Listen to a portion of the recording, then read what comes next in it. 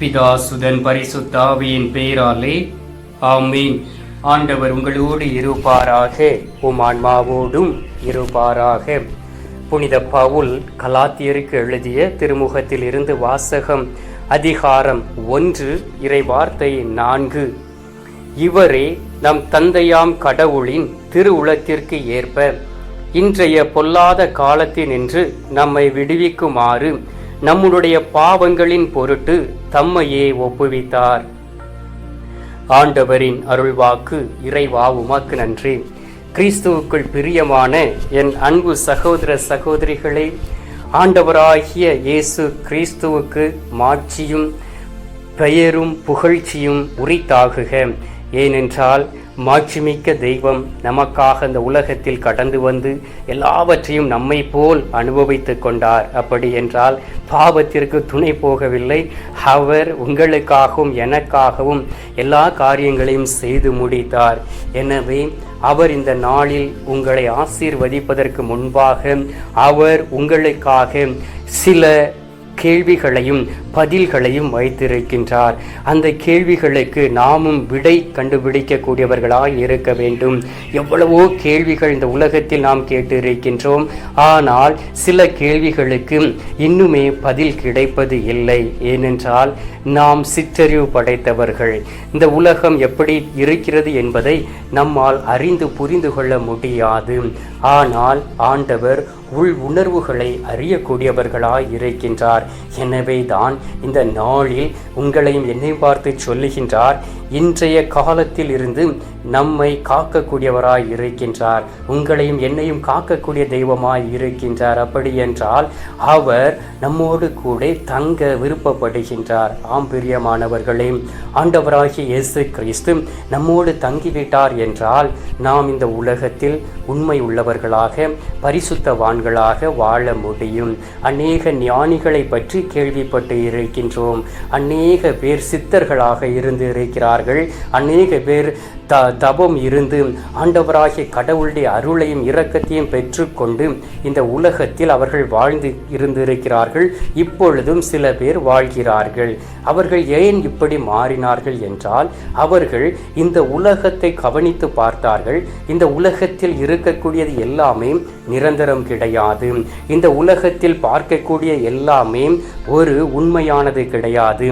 எல்லாமே ஒரு மாயையாய் இருந்தபடியினால் இந்த உலகத்தை தோற்றுவித்தவர் யார், இந்த உலகத்தை உருவாக்கி இதில் வாழ்ந்து கொண்டு இருக்கக்கூடிய தெய்வம் யார் என்பதை அவர்கள் இந்த உலகத்தில் வாழும் பொழுதே கண்டுகொண்டார்கள். எனவே தான் இந்த உலகத்தை விட்டுவிட்டு பாலை நிலங்களுக்கும் மலைகளுக்குள்ளும் கடந்து சென்று தபம் இருந்து ஆண்டவருடைய அருளை பெற்றுக்கொண்டார்கள். ஆண்டவருடைய இரக்கத்தை பெற்றுக்கொண்டார்கள். பாவத்தை விட்டு ஓடி உலகத்தை விட்டு ஓடி அவர்கள் கடவுளுக்காக வாழ்ந்தார்கள். ஆனால் இன்றைய பொல்லாத காலத்தில் நாம் வாழ்ந்து கொண்டு இருக்கின்றோம். நாம் பார்க்கின்றோம், ரோபோக்களை உருவாக்கி இருக்கிறார்கள். ரோபோக்கள் பேசுகின்றன, ரோபோக்கள் வேலைகளை செய்கின்றன, ரோபோக்கள் பணிகளை செய்கின்றன. ரோபோக்கள் என்று வரக்கூடிய காலங்களிலே திருப்பலியை கூட நிறைவேற்றும் என்பதில் சந்தேகம் இல்லை. அந்த அளவுக்கு அறிவியல் முன்னேறி கொண்டு இருக்கின்றது. இப்படிப்பட்ட காலத்தில் நாம் வாழ்ந்து கொண்டு இருக்கின்றோம். மனிதன் தன்னுடைய சொந்த அறிவை பயன்படுத்தி அவன் இவ்வாறு பல செயல்களையும் காரியங்களையும் அவன் செய்து கொண்டு இருக்கின்றான். இவ்வாறு அவன் செய்து கொண்டு இருக்கிறபடியினால் இந்த உலகம் அழிவின் பாதைக்குள் கடந்து செல்லுகின்றது. ஏன் தெரியுமாம்? அவனுடைய அறிவை நம்புகின்றான், அவனுடைய ஆற்றலை நம்புகின்றான். ஆனால் அவனை படைத்த கடவுளை அவன் நம்புவது இல்லை. உண்மையான அந்த ஆண்டவராகிய இயேசு கிறிஸ்து எதற்காக இந்த உலகத்திற்கு வந்தார், எதற்காக இறந்தார், எதற்காக அடித்து நொறுக்கப்பட்டார், எதற்காக அவனுக்காக அந்த இரத்தத்தை சிந்தினார் என்பதை உணராமல் அறியாமல் வாழ்ந்து கொண்டு இருக்கிறபடியினால் இந்த உலகம் சாத்தானுடைய கரங்களில் இருக்கின்றது. இன்றைய காலங்களில் இருந்து நம்மை காப்பாற்ற ஒரே ஒரு தெய்வத்தால் தான் முடியும். அது யார் என்றால் நம் ஆண்டவராகிய இயேசு கிறிஸ்து. அவரை நோக்கி நாம் திரும்ப வேண்டும். அவரை நாம் ஏற்றுக்கொள்ள வேண்டும். அவருக்கு நம்முடைய வாழ்க்கையில் இடம் கொடுக்க வேண்டும்.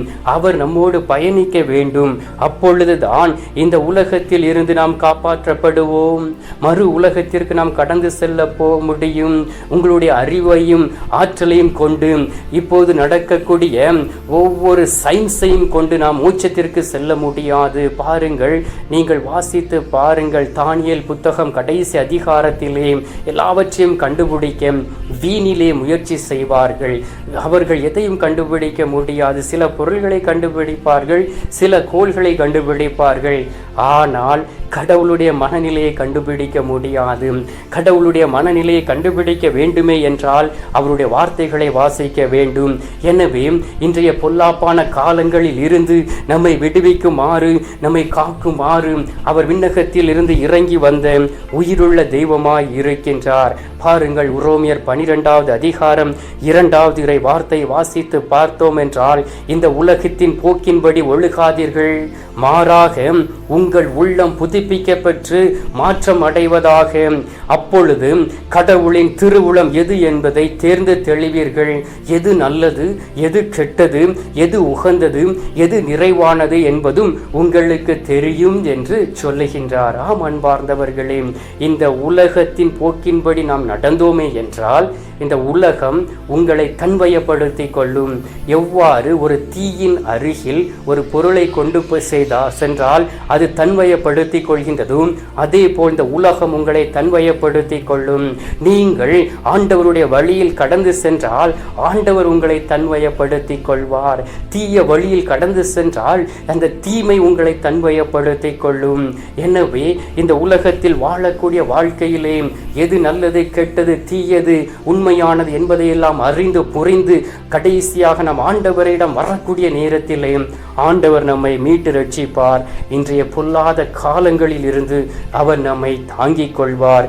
எபேசியர் 5வது அதிகாரம் 15 இருந்து 16 வரை உள்ள இறை வார்த்தையை வாசித்து பாருங்கள்.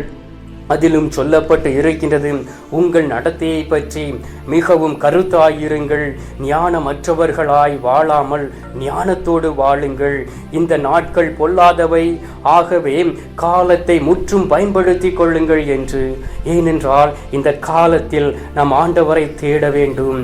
முற்றிலும் பயன்படுத்தி கொள்ளுங்கள் என்றால் முழுவதுமாக ஆண்டவரை தேடி நாடி நடக்கக்கூடிய பிள்ளைகளாய் இருக்கக்கூடிய வேளையிலே உண்மையிலும் உண்மையுமாக இன்றைய பொல்லாத காலங்களில் இருந்து ஆண்டவர் நம்மை காத்து உண்மையிலே நம்மை வழி நடத்துவார், நம்மை ஏற்றுக்கொள்வார், நமக்காக வைத்திருக்கக்கூடிய அந்த இடத்திற்கு அழைத்து செல்வார். இந்த நாட்களை பயன்படுத்தி கொள்வோம், இந்த உபவாச நாட்களை பயன்படுத்தி கொள்வோம். வரக்கூடிய நாட்களிலே அழிந்து சீரழிந்து விடாதபடி ஆண்டவரை நோக்கி மன்றாடுவோம். எனவே ஆண்டவர் கொடுத்த அந்த வாய்ப்பை பயன்படுத்தி சில மணி துளிகள் அவரை நோக்கி ஜெபிப்போமா? நாம் இப்பொழுது மன்றாடலாம். எங்கள் பரலோக தந்தையே, இயேசு கிறிஸ்துவை தூயனல் ஆவியே, தந்தையை இந்த அருமையான காலை பொழுதிற்காக உமக்கு நன்றி அப்பா. இந்த காலை பொழுதில் எங்களை தேடி வந்து இன்றைய காலங்களில் இருந்து எங்களை காக்கக்கூடிய அன்பு நேசராய் இருக்கிறபடியினால் உமக்கு நன்றி சொல்லி உம்மை துதிக்கிறோம் சுவாமி. தகப்பனே, நீர் எங்களை ஏற்றுக்கொள்வீராக. எங்களோடு கூட இரும் அப்பா. எங்களை விட்டு நீர் கடந்து சென்று விடாதபடி ஆண்டவரே உமக்கு உகந்த பிள்ளைகளாய் இருக்க வேண்டும். அந்த நாளிலே பவுலடியார் சொன்னாரே, இன்னும் மனிதருக்கு உகந்தவனாய் இருக்க பார்த்தால் கிறிஸ்துவுக்கு பணியாளனாய் இருக்க முடியாது.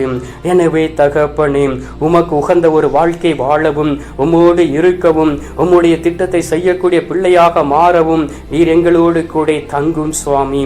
அதிசயங்களையும் அற்புதங்களையும் செய்யக்கூடிய அன்பு நேசரே, எங்களோடு கூட இரும் அப்பா. எங்களோடு இரும் ஆண்டவரே. எங்களை விட்டு கடந்து சென்று விடாதையும். நாங்கள் பொல்லாப்பான காலத்தில் இருக்கின்றோம், எங்களை விடுவிக்குமாறு நீர் இந்த உலகத்திற்கு கடந்து வந்தீரே. இந்த நாளிலே எங்களை விடுவித்து ஆண்டவரே எங்களுடைய நடத்தைகளை சீர்தூக்கி பார்த்து உமக்கு உகந்த வாழ்க்கை வாழ்கிறோமா என்பதை நீர் ஆய்ந்து அறிந்து தவறான வழியில் நடக்கிறோம் என்றால் உமது பரிசுத்த இரத்தத்தினால் எங்களை தூய்மைப்படுத்தி அருளும் சுவாமி. இந்த அருமையான காலை பொழுதிலே எங்களுடைய குரலை கேட்டதற்காக நன்றி. எங்களுடைய குரலை கேட்டு எங்களை ஆசீர்வதிப்பதற்காக உமக்கு ஸ்தோத்திரம். மீட்பெரும் இரட்சகருமான இயேசுவின் திருக்கரத்தில் ஒப்புக் கொடுத்து எங்கள் பாதுகாவலராம் புனித சூசையப்பர் வழியாக ஜெபிக்கின்றோம். அன்பு தந்தையே, ஆமீன். பரலோகத்தில் இருக்கிற எங்கள் பிதாவே, உம்முடைய நாமம் அர்ச்சிக்கப்படுவதாக. உமது ராஜ்யம் அருக, உமது சித்தம் பரலோகத்தில் செய்யப்படுவது போல பூலோகத்திலும் செய்யப்படுவதாக. எங்கள் அனுதின உணவை எங்களுக்கு இன்று அளித்தருளும். எங்களுக்கு தீமை செய்கிறவர்களை நாங்கள் பொறுப்பது போல எங்கள் பாவங்களை பொறுத்தருளும். எங்களை சோதனை விழவிடாதையும் தீமையில் இருந்து எங்களை ரட்சித்தருளும். ஆமீன். அருள் நிறைந்த மரியே வாழ்க, கர்த்தர் உடனே பெண்களுக்குள் ஆசீர்வதிக்கப்பட்டவள் நீரை. உம்முடைய திரு வயிற்றின் கனியாகிய இயேசுவும் ஆசீர்வதிக்கப்பட்டவரே. அச்சிஷ்ட மரியே, சர்வேசுடைய மாதாவே, பாவிகளா இருக்கிற எங்களுக்காக இப்பொழுதும் எங்கள் மரண நேரத்திலும் வேண்டிக் கொள்ளும். ஆமீன். பிதாவுக்கும் சுதனுக்கும் பரிசுத்த ஆவிக்கும் மகிமை உண்டாவதாக. ஆதியில் இருந்தது போல இப்பொழுதும் எப்பொழுதும் என்றென்றும் இருப்பதாக. ஆமீன். அன்பார்ந்தவர்களே, ஆண்டவர் நம்மை ஆசீர்வதித்துக் கொண்டு இருக்கின்றார். கல்வாரி சிலுவையின் அருகில் வந்து அவர் தரும் ஆசீர்வாதத்தை பெற்றுக்கொள்வோம்.